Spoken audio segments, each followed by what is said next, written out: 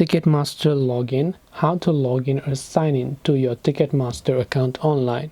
In order to log in or sign in to your Ticketmaster account online, it's actually quite very simple.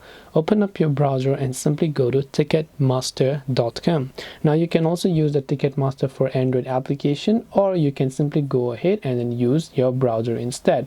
Now once you've done this, this is the kind of interface you will see.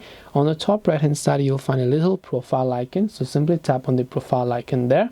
Then once you tap the profile icon on the top right hand side, over here you will see all these sorts of options. Right now, right here, you want to simply make sure to go ahead and then enter your email address and enter your password. Now if you don't know what password you have typed, you can tap the show option and tap on sign in. If your details are correct, you'll be successfully signed in.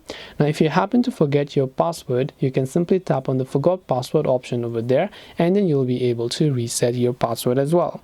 And this way you will be able to log in or sign into your Ticketmaster account online. Hope this video is very helpful. If you have got any more questions, queries or doubts, feel free to also leave them down below. Thank you for watching till the very end of this tutorial, and as always, see you soon in our next video.